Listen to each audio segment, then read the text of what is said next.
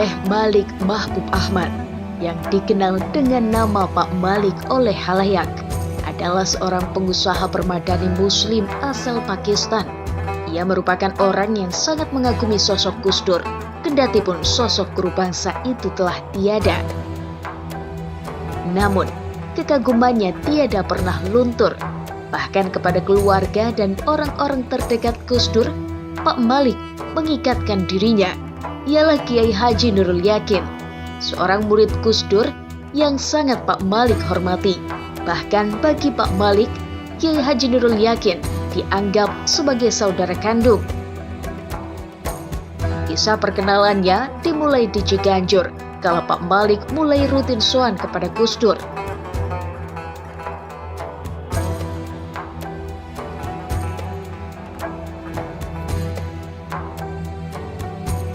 Saya dulu kan di Ciganjur ya, dan beliau dulu sewaktu masih ada Al-Maghfur lah, Kiai Haji Abdurrahman Wahid, Gus Dur, beliau juga sering atau beberapa kali berkunjung ke sana, silaturahmi ke sana, dan saya ketemu beliau di sana. Dan lebih dari itu kemudian saya diajak Gus Mus main-main ke tempat beliau di Radio Dalam. Ya, sejak dari situ ya kemudian sering ketemu sama beliau itu, sehingga sampai sekarang ya alhamdulillah hubungan silaturahmi kita masih terjalin dengan sangat baik. Bagaimana yang sudah banyak diketahui bahwa Pak Malik bukanlah sekedar pengusaha permadani, namun ia adalah orang yang mengerti secara mendalam tentang hal itu. Bagi Kiai Nurul Yakin, permadani Pak Malik merupakan karya seni yang bernilai spiritual tinggi. Karena selama proses pembuatannya, Pak Malik mewajibkan kepada semua yang terlibat agar tetap menjaga nilai spiritual luhur agama. Mengingat permadani merupakan bagian dari khazanah Islam. Senafas dengan itu, Kiai Nurul Yakin meyakini bahwa permadani merupakan warisan peradaban Islam. Keyakinannya berdasar kepada isyarat Al-Quran yang dalam ayatnya mengkonfirmasi keberadaan permadani tersebut. Kalau kita amati sejarah ya, permadani ini kan sebetulnya sudah sejak lama sekali, bahkan mungkin di awal abad ke-16 ya, permadani itu sudah dibuat. Dan saya meyakini bahwa permadani atau yang sering kita sebut dengan karpet itu, tapi karpet kan untuk kualitas yang berbeda ya, itu bagian dari peradaban kita, peradaban Islam. Karena kalau saya tidak keliru, Quran juga menyebut permadani ini, ya kan? Bagaimana muttaqiina ala furushim batainuha min istabrak. Itu kan Quran sudah mengintrodusir adanya permadani ini. Jadi ini buat kita sebetulnya satu isyarat yang cukup eksplisit ya, cukup sharih bahwa ya permadani ini bagian dari peradaban kita, our civilization. Sejauh yang kita tahu, permadani seperti yang dikoleksi oleh Syekh Malik ini, itu memang menurut saya sangat istimewa ya. Di samping cara membuatnya istimewa, bahan-bahannya juga sangat istimewa itu menurut saya. Cara membuatnya itu cukup unik, lekat dengan dimensi spiritual ya. Dia harus suci dari hadas, sehingga kalau misalnya perempuan lagi haid, dia berhenti dulu tuh bikin permadanya itu. Dan kalau dia batal, dia harus wudhu dulu. Ini bagian menurut saya yang cukup unik ya. Dan itu mengisyaratkan bahwa permadani ini lekat sekali dengan tradisi keislaman ya, dan bagian dari peradaban Islam. Kalau sekarang kemudian banyak berkembang permadani yang bukan handmade tapi pabrikan. Saya kira itu karakteristiknya berbeda, sangat berbeda.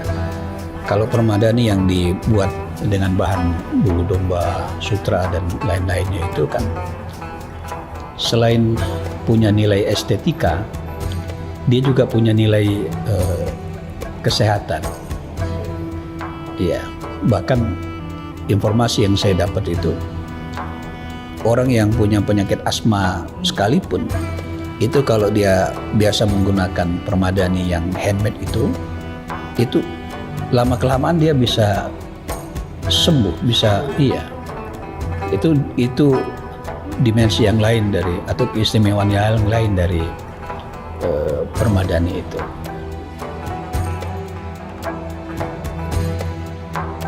Selain permadani yang dihasilkan oleh Pak Malik, ada hal menarik lainnya bagi Kiai Nurul Yakin yang kemungkinan ini tidak didapatkan dalam diri pengrajin lainnya.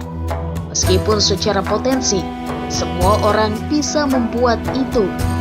Namun faktanya, keistimewaan permadani Pak Malik tidak terletak hanya pada bahan dasar, melainkan bagaimana skill, kesabaran, ketekunan, dan konsistensi yang dimiliki oleh Pak Malik, sehingga menghasilkan produk permadani yang sangat istimewa. Kalau dari segi raw material ya, bahan-bahan baku untuk bikin permadani, mungkin kita punya ya.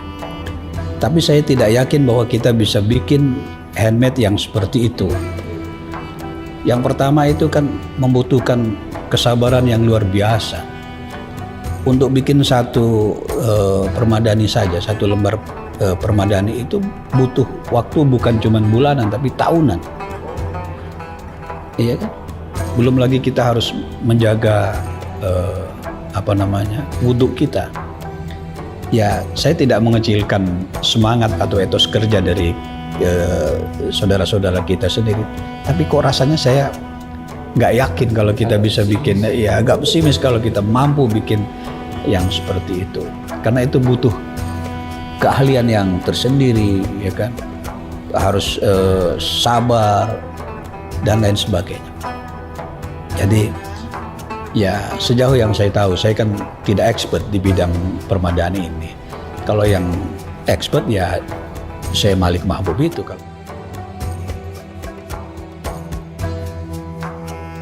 Kalau kita mau bicara potensinya itu ya, apalagi kalau musim haji kan, setidak-tidaknya itu setiap musim haji nggak kurang dari 230.000 ekor kambing yang disembelih itu kan bulunya mungkin bisa dimanfaatkan untuk itu. Tapi saya tidak tahu apakah itu jenis domba ya, jenis kambing yang bisa dimanfaatkan bulunya itu. Itu kalau kita mau bicara potensinya. Dan itu hanya dari jamaah haji Indonesia saja itu. Apalagi misalnya pas hari raya kurban di Indonesia sendiri. Itu jelas itu ribuan domba yang disembelih yang mungkin bulu-bulunya bisa dimanfaatkan untuk itu. Sekali lagi kalau dari segi raw materialnya kita punya, tapi skillnya keahlian di bidang itu mungkin kita yang saya kira perlu belajar lagi lah itu.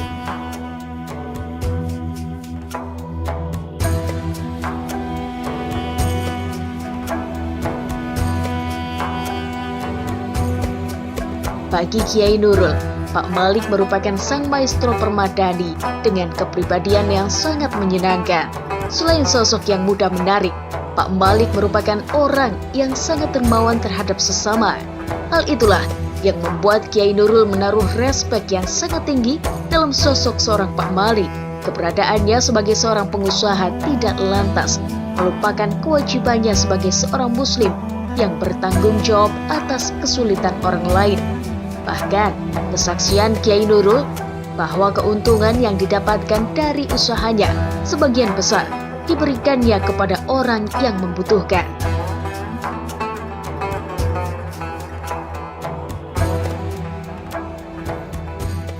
Saya lebih cocok atau lebih setuju kalau beliau itu kita bilang maestronya Permadani gitu. Maestronya Permadani. Iya, karena beliau memang luar biasa, bahkan koleksi beliau itu hemat saya memang luar biasa ya. Kalau Gus Dur udah pasti lah ya, Gus Dur karena relatif lebih dekat, udah pasti masih disimpan. Jadi kalau beliau dibilang maestronya Permadani, itu saya setuju itu. Kalau kita bicara soal beliaunya, memang sejauh yang saya kenal itu, ya beliau luar biasa menurut saya. Tidak saja expert di bidang perkarpetan, di bidang Permadani, tapi kepribadian beliau itu menurut saya sangat menarik ya, sangat menarik. Beliau itu mungkin bisa kita sebut sebagai smiling people ya, smiling person yang selalu murah senyum gitu. Dan saya kira kepada siapa saja, dan itu gambaran bagaimana beliau menerapkan hadis Nabi itu, la tahqiranna minal ma'rufi syai'an walau antal qa akhaka biwajhin taliqin. Jadi senyum itu kan sebetulnya nggak pakai modal ya kan? Ya kan? Dan bisa membuat orang lain senang ya kan? Jadi cair, suasana bisa cair. Dan itu beliau lakukan kepada siapa aja. Itu yang pertama. Yang kedua, hemat saya beliau ini orang yang senang berbagi. Itu yang saya ketahui ya. Senang membantu orang lain. Bahkan di tempat beliau itu rutin ada khatmul Quran. Dan jika di tempat lain ada khatmul Quran, beliau juga dengan senang hati membantu. Ya, termasuk di tempat saya misalnya kan ada khatmul Quran, setiap kali ada khatmul Quran beliau senang berbagi.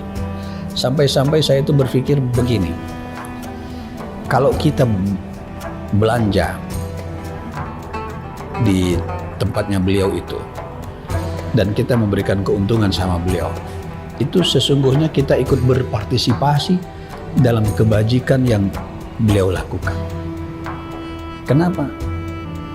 Karena ya yang beliau dapatkan dari bisnis beliau itu ya tadi sebagian besarnya digunakan untuk berbagi. Dan itu saya kira luar biasa sekali. Atas kebaikannya itulah Pak Malik diberikan kesempatan oleh Allah menjadi orang yang mampu melayani seluruh presiden Indonesia melalui wasilah Permadaninya. Jadi pertanyaan besar, dengan banyaknya pengusaha permadani di Indonesia, kenapa harus Pak Malik yang mendapat kesempatan itu? Menjawab itu semua, Kiai Nurul dengan tegas menyatakan bahwa itu adalah buah dari keistiqomahan sosok Pak Malik dalam mengabdikan hidupnya sebagai pengrajin permadani. Keistimewaan yang membuat Pak Malik terpilih bukan hanya ia sebagai pengusaha permadani terbaik, melainkan adanya nilai-nilai spiritual yang terkandung dalam permadani karyanya, serta apa yang ia dapatkan dalam usahanya juga dirasakan oleh orang banyak. Saya pikir yang justru menarik memang, ya seperti kita ketahui beliau istiqomah ya di bidang permadanian ini mungkin sudah lebih dari 30 tahun istiqomah di situ. Dan hemat saya yang membedakan dengan yang lainnya itu karena ada dimensi spiritualnya di situ. Iya. Bahwa beliau tidak semata-mata berbisnis ya. Itu menurut pandangan saya, tidak semata-mata berbisnis mencari keuntungan semata-mata. Tapi dari apa yang beliau dapatkan itu ya beliau kembalikan kepada yang membutuhkan. Itu yang sejauh yang saya tahu. Mungkin itu yang membuat beliau ini ya istimewa ya, artinya bertahan sampai sampai hari ini, mungkin di luar rasionalitas kita ya. Saya juga berpikir begitu. Ya karpet itu kan bukan kebutuhan sehari-hari dan harganya juga di atas rata-rata, jauh dari yang dijual di pinggir-pinggir jalan itu jauh. Tapi faktanya sampai bertahan sekian puluh tahun, bahkan kita lihat berkembang dari tidak saja di Radio Dalam, di Fatmawati ada, di Cibubur ada, bahkan saya pernah di Balikpapan itu ada. Ya, kemudian di Sulawesi Selatan, di Makassar itu juga expand sampai ke sana. Itu kan artinya berkembang, bukan semakin surut, ya kan? Nah, ini saya kira ya bagian dari spiritualitas yang harus kita pahami ya, bahwa ya ketika kita berbuat sesuatu yang mendapatkan keridhaan dari Allah Subhanahu wa Ta'ala, maka insya Allah jalan itu akan menjadi mudah dan menjadi terbuka buat kita.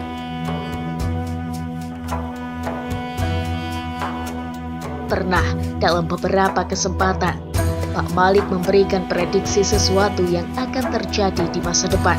Dan benar saja, itu terjadi. Mengenai cerita itu, Kiai Nurul berkeyakinan bahwa Pak Malik merupakan sosok yang memiliki ainul basyirah yang tajam. Tidak dalam rangka memuji Pak Malik, Kiai Nurul menganggap itu adalah berkah yang didapatkannya atas kebaikan dan kebersihan hati yang ia miliki. Beliau termasuk orang yang punya ainul basirah yang tajam ya. Ya, karena mungkin batiniahnya yang bersih, sehingga beliau punya ainul basirah yang tajam lah. Ya, kalau ngobrol dengan saya misalnya memprediksi terkait dengan kontestasi apakah itu di tingkat DKI dulu ya kan, dan Pilpres. Ya, apa yang beliau sampaikan itu ya memang terbukti ada. Jadi kalau saya bukan mengistilahkan meramal ya, tidak, tapi itu pandangan dari seseorang yang punya ainul basirah. Karena orang kalau sudah bersih, jiwanya bersih, kemudian dekat dengan Tuhan, ya kan, bahkan Tuhan juga mencintai dia, Masya Allah, itu luar biasa. Makanya dalam hadis qudsi itu kan ada disebut itu ya. Jadi kalau seorang hamba sudah mendekatkan diri kepada Allah dan Allah mencintai seorang tersebut, maka kuntu sam'a, aku yang akan menjadi telinga alladzi yasma'u bihi, yang dengan telinga itu dia mendengar. Berarti bukan lagi sekedar dengan telinganya sendiri dia mendengar itu, tapi ada bantuan, ada sentuhan-sentuhan ilahi di situ, di dalam dia mendengar itu. Wa yadahu alladzi yabtishu bihi, dan aku menjadi tangannya yang dengan tangan itu dia menggapai. Artinya ketika dia melakukan sesuatu itu tidak semata-mata karena kekuatannya, tapi ada sentuhan kekuatan Allah di situ. Dari kesaksiannya, Kiai Nurul berpesan kepada kita semua bahwa apapun yang kita perbuat dengan segala profesi dan aktivitasnya harus dalam rangka mencari keridhaan Allah Subhanahu wa Ta'ala. Karena apapun itu, jika dilandasi dengan niat mencari ridho Allah, maka Allah akan senantiasa memberikan kemudahan dan keberkahan bagi kita semua.